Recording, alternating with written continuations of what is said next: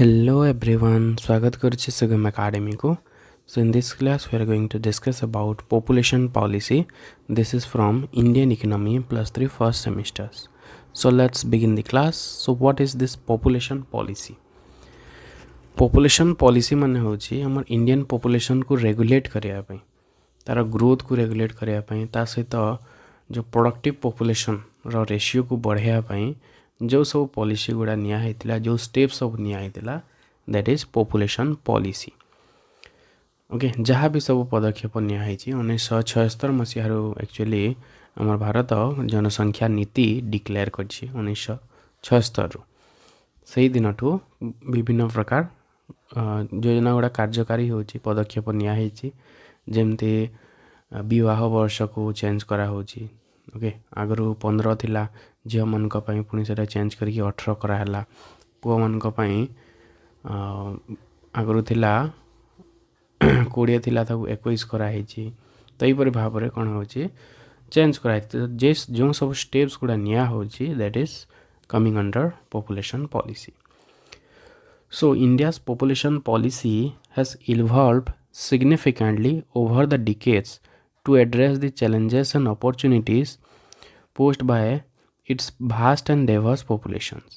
From being the first country in the world to launch a family planning program in 1952 to adopt the National Population Policy 2000, India has focused on achieving sustainable population growth while improving the quality of life for its citizens. Okay, so कौन हो 1952 रु 52 रु fast आम population control पे विभिन्न प्रकार पदक्षेप निया हला. 1952 जो फैमिली प्लानिंग निया हला, तापर पर बहुत सारा एमती पॉलिसी माने निया है. लास्ट एबे जोटा रिसेंट चली जोटा that is national population policy 2000. Okay, तो बहुत सारा चैलेंज को फेस करके केमती आम पॉपुलेशन को कंट्रोल करवा से बहुत सारा पदक्षेप माने निया है.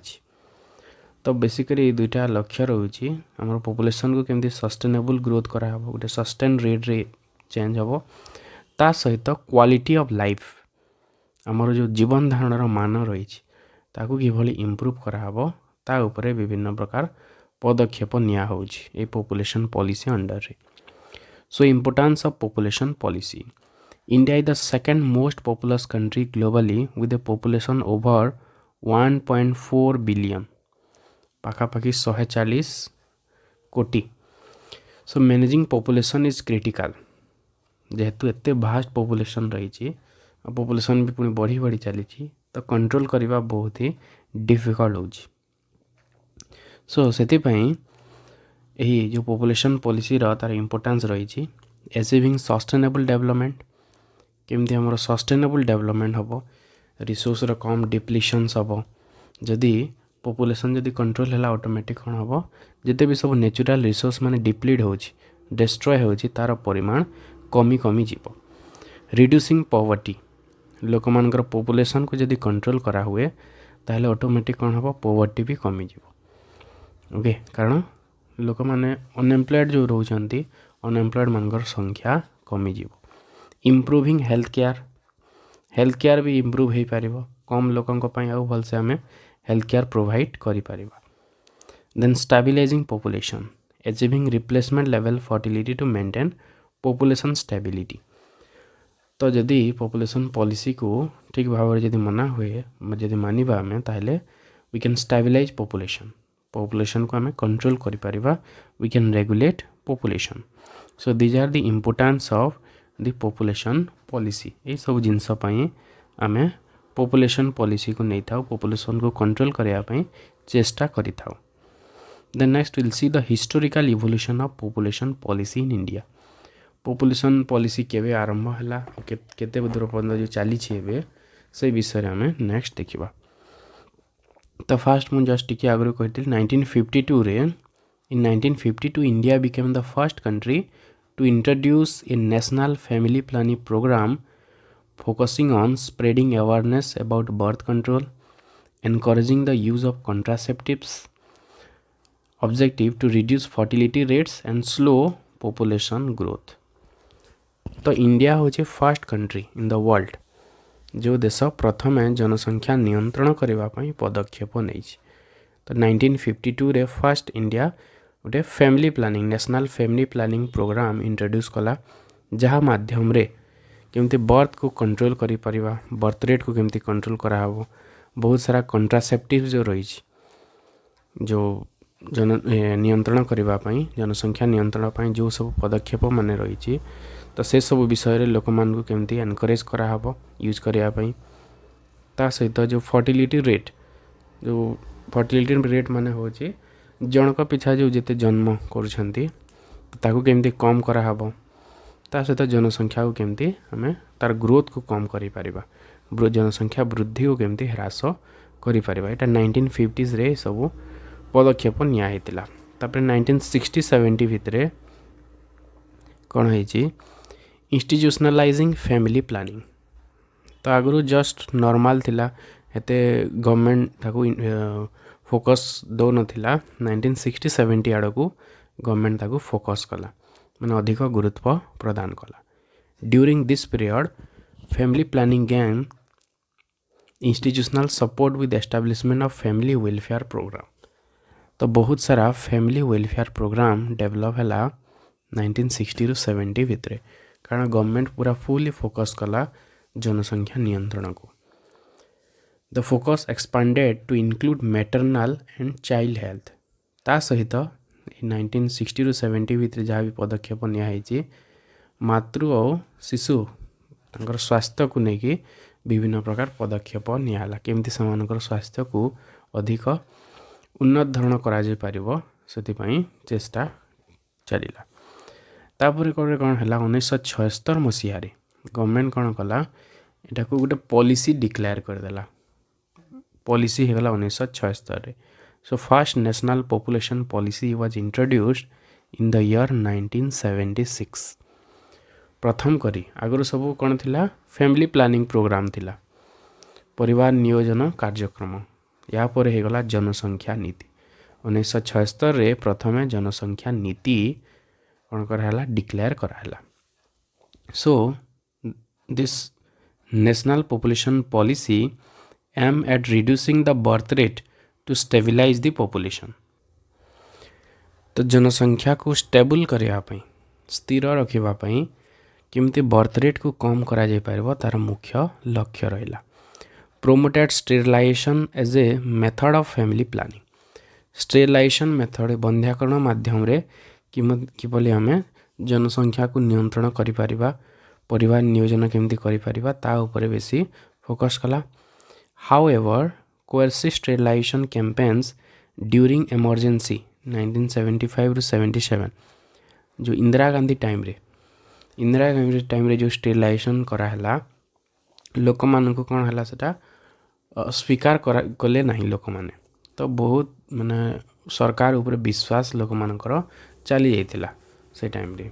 स्टेरिलाइजेशन जिते फोर्सिव स्टेरिलाइजेशन जिते बेले होता 1976 पॉपुलेशन पॉलिसी रे सेटा को निया जाइतिला। परे परे कौन है 1980s आड़ को 1980 ରୁ 90 से टाइम रे shift to voluntary family planning.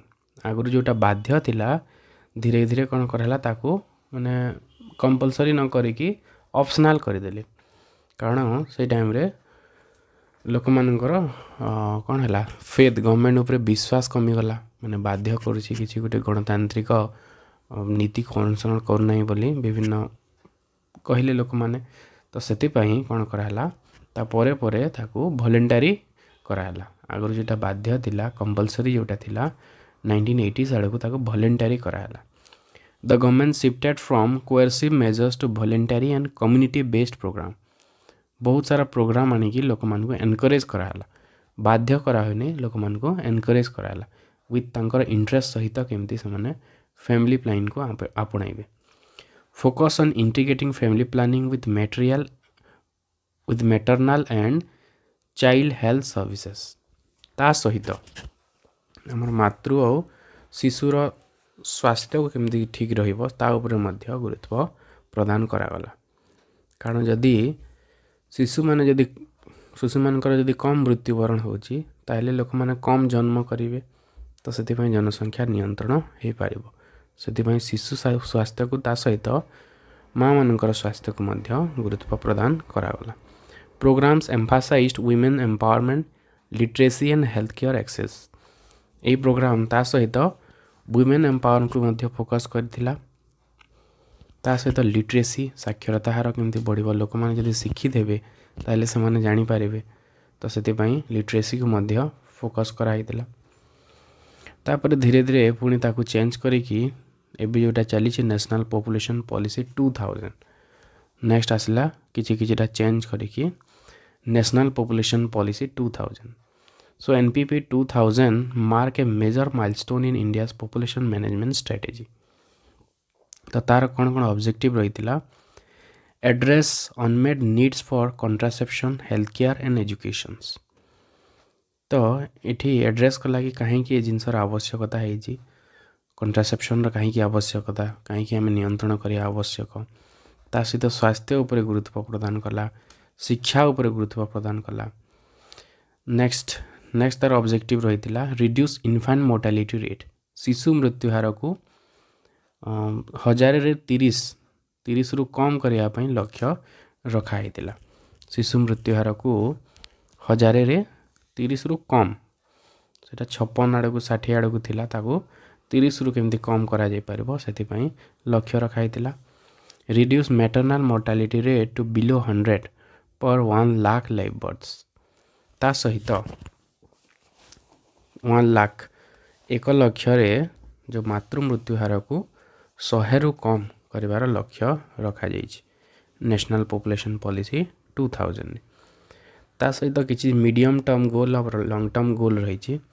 तो मीडियम टर्म गोल होछि bring down the total fertility rate to replacement level, माने पॉपुलेशन को कांस्टेंट रखिया पई, स्थिर रखिबा पई जो फर्टिलिटी रेट को रिप्लेसमेंट लेवल सहित समान करिया पई, माने जिते जन्म हेबे सेते मृत्यु, जन्म हार को मृत्यु हार सहित समान करिबा पई फर्टिलिटी रेट को कम करिया पई पदक्षेप निया हिछि।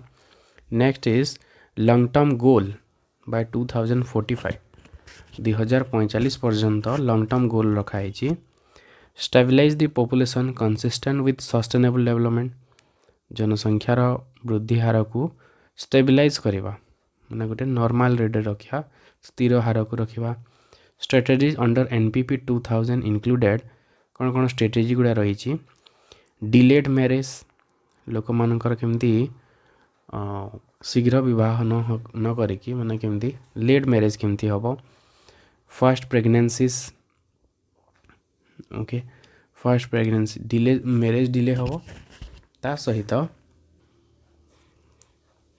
थरे केमती प्रेग्नेंट हेबे, ओके, मैक्सिमम गोटे छुआ केमती जन्म करेंगे। यूनिवर्सल एक्सेस टू कंट्रासेप्शंस, कंट्रासेप्शन को केमती समस्तंकर एक्सेस रहिबो, समस्ते केमती जानिबे और विभिन्न प्रकार मेथड यूज करि पारिबे। एनकरेजिंग इंस्टीट्यूशनल डिलीवरीज, हॉस्पिटल मानकर केमती डिलीवरी हो पारिबो। And next is the public awareness campaign, बहुत सारा कैंपेन माध्यम रे लोक माननकु जनसंख्या वृद्धि तार कौन इन्फ्लुएंस रही, नेगेटिव इम्पैक्ट कौन रही ता विषय जणाया, ता सहित विभिन्न जनसंख्या नियंत्रण पदक्षेप विषय रे बा विभिन्न प्रकार जो मेथड रही पद्धति विषय सचेतन करने विभिन्न प्रकार पदक्षेप निया जिवो। तो ये सब गोल रखा जाइए national population policy 2000। Okay, so this is about national population policy. Next will see the achievements of India's population policy. कौन कौन अचीवमेंट्स होइछि, एते जो सारा पदक्षेप निया होइछि पॉपुलेशन पॉलिसी गुड़ा जो निया होइछि, कौन कौन चेंजेस आसीछि। First one is decline in fertility rate. तो फर्टिलिटी रेट डिक्लाइन करिछि from 5.9 in 1950 to 2.0 in 2023, nearing replacement level fertility. 5.9 fertility rate अर्थ होछि माने जड़े महिला एटलिस्ट केते जन्म कर, तो सेटा पाखापाखि 6 जन थिला, एबे कमिकी 2 जन होइछि। 2023 आड़ को फर्टिलिटी रेट रही 2.0। Then improve maternal and child health, ता सहित जो मातृ और शिशु स्वास्थ्य रे उन्नति आसी। Infant mortality rate reduce from 147 पर 1000 live birth in 1951 to 28 in 2023. तो इनफांट मोर्टालिटी शिशु मृत्यु हार कमी हजार जोटा 147 थिला सेटा एबे कमी कि 28 होइछि 2023 आड़ को केते 28. Institutional delivery rates increase significantly. ता सहित हॉस्पिटल रे बहुत सारा डेलीवरीज होउछि. आगर घरे घरे जो डेलीवरी होउतला एबे से जिनस को बढ़ाई आनुष्ठानिक प्रसूति सेवा हो पारि. Then next is contraceptive prevalence. Widespread use of modern contraceptive especially in urban areas. Contraceptive use जनसंख्या नियंत्रण पाई जो सब कॉन्ट्रासेप्टिव्स मान यूज होता है जमती कंडम्स यूज ये जिनस कौन हो बढ़ी अर्बन एरिया रे बढ़ी. Then population stabilisation in southern states like Kerala, Tamil Nadu, Andhra Pradesh achieved population stabilization through education, healthcare and gender equality initiatives. तो बेसिकली सदर्न स्टेट गुड़ा जो रही सदर्न स्टेट गुड़ा पॉपुलेशन को बहुत भल भाव में नियंत्रण करिसेंते because of this population policy. So this is about the population policy. we saw different types of population policy, objectives of population policy and the achievements of the population policy. I hope this class might be helpful for you. If the class is helpful, then please like, share and subscribe. Have a good day. Thank you.